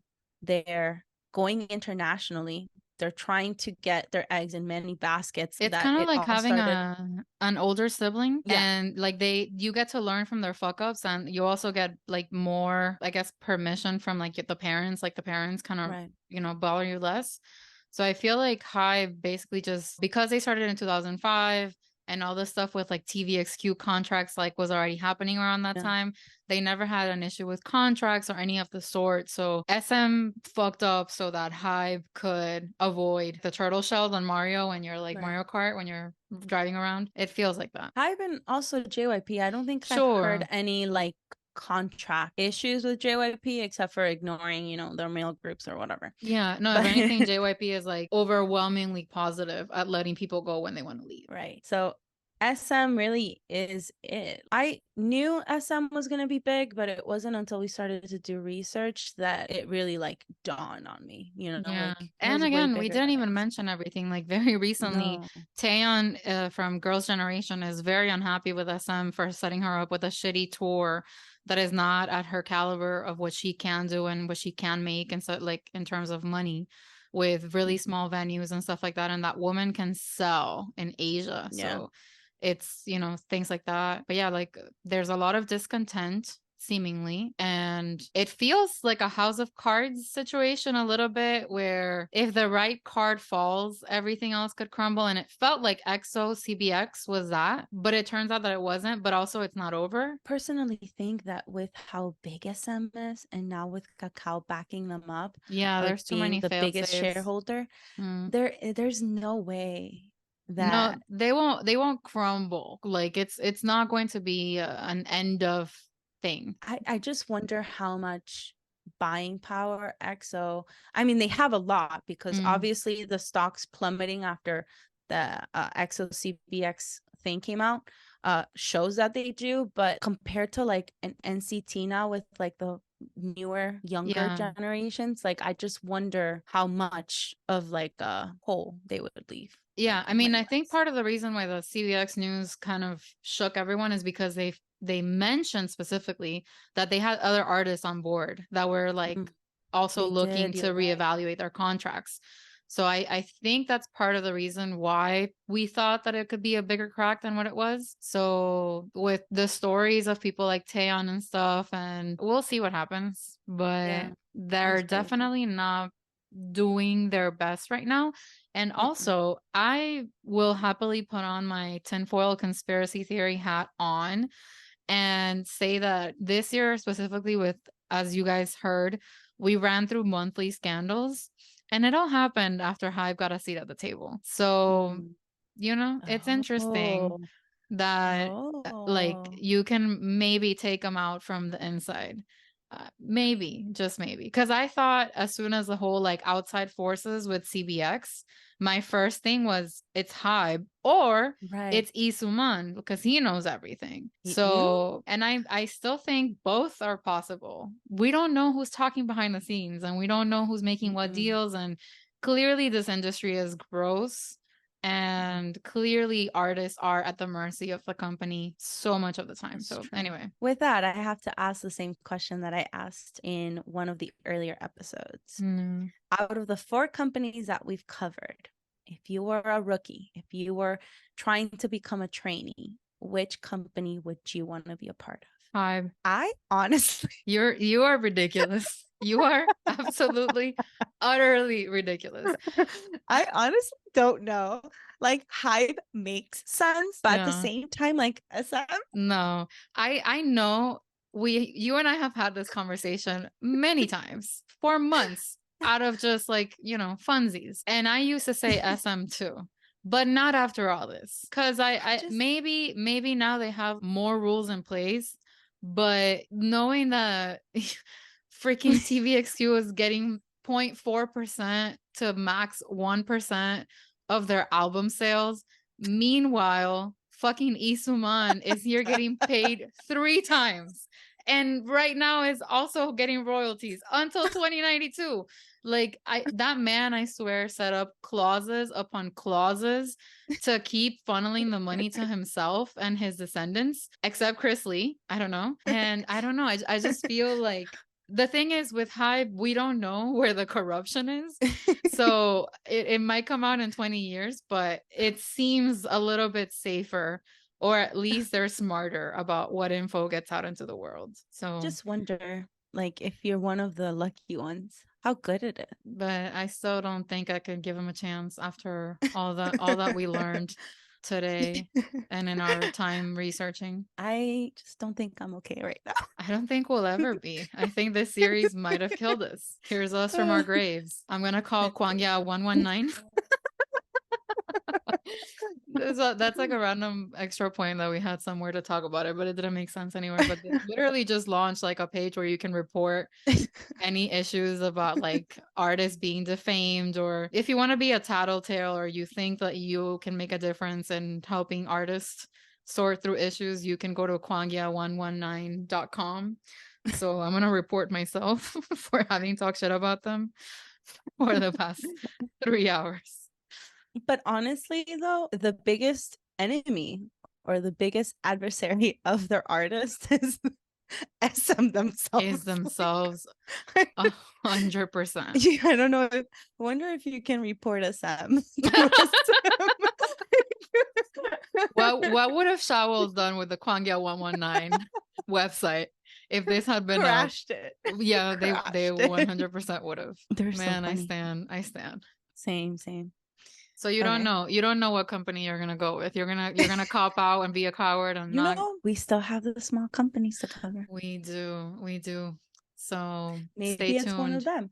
Maybe. Maybe I'm a Woo Young and Yosang. I don't know. I don't know yet, you know? Okay. We'll come back to this question, I guess, at the end of the 5th episode of this installment series of us taking down every K-pop company. Well, not every, but the big ones and some of the notable ones. And with that, thank you so much for listening, for watching. We appreciate it. Hope you're enjoying the series, and thank you. Yeah. Bye. Thank you so much for listening to this episode of the MIA2K podcast. We have lots of great content coming up ahead, so please don't forget to follow and subscribe to our show on Apple Podcasts and Spotify. And if you enjoyed our episodes, please rate us 5 stars. And for the real-time tea, follow us on Instagram, Twitter, TikTok, and Facebook by searching for @MIA2K Podcast. Dale, bye.